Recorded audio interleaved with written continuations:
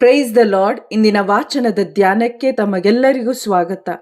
ಇಂದಿನ 2 ವಾಚನಗಳಲ್ಲಿ ದೇವರ ಪುತ್ರನಿಗೆ ಮತ್ತು ದೇವರ ಸೇವಕರಿಗೆ ವಿರೋಧ ಸಹಜ, ದೇವರ ಮಾರ್ಗವನ್ನು ಎಲ್ಲರೂ ಒಪ್ಪಿಕೊಳ್ಳುವುದಿಲ್ಲ ಎಂಬುದಾಗಿ ನಾವು ಧ್ಯಾನಿಸುತ್ತೇವೆ.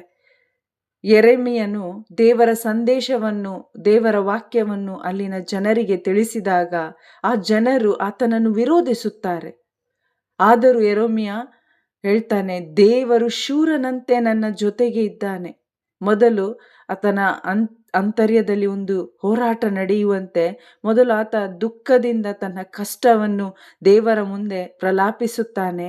ಆದರೆ ಕೊನೆಯಲ್ಲಿ ಆತ ದೇವರನ್ನು ಸ್ತುತಿಸುತ್ತಾ, ಸರ್ವೇಶ್ವರನನ್ನು ಸ್ತುತಿಸಿರಿ, ಸರ್ವೇಶ್ವರನನ್ನು ಸಂಕೀರ್ತಿಸಿರಿ, ಅವರು ಬಡವರ ಪ್ರಾಣವನ್ನು ಬಿಡಿಸಿದ್ದಾರೆ ಕೆಡುಕರ ಕೈಯಿಂದ ಎಂಬುದಾಗಿ ದೈವ ಸಾನ್ನಿಧ್ಯವನ್ನು ಅನುಭವಿಸೋದನ್ನು ನಾವು ಕಾಣ್ತೇವೆ.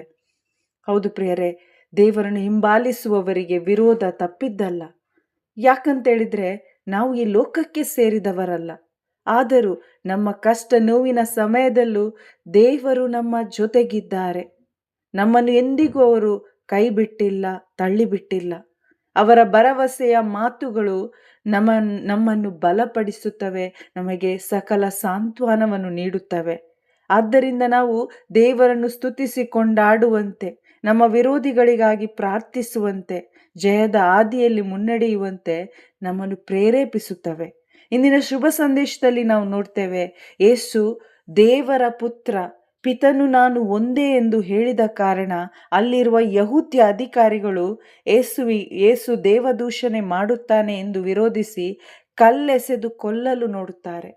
ಯೇಸು ಅವರಿಗೆ ಕೀರ್ತನೆ 82:6 ವಾಕ್ಯವನ್ನು, ನೀವು ದೇವರುಗಳೇ ಎಂದು ದೇವರು ಹೇಳಿರುವ ಮಾತು ನಿಮ್ಮ ಧರ್ಮಶಾಸ್ತ್ರದಲ್ಲಿ ಬರೆದಿದೆಯಲ್ಲವೇ, ದೇವರ ವಾಕ್ಯವನ್ನು ಪಡೆದವರು ದೇವರುಗಳೇ ಎಂದು ಕರೆಯಲಾಗಿದೆ.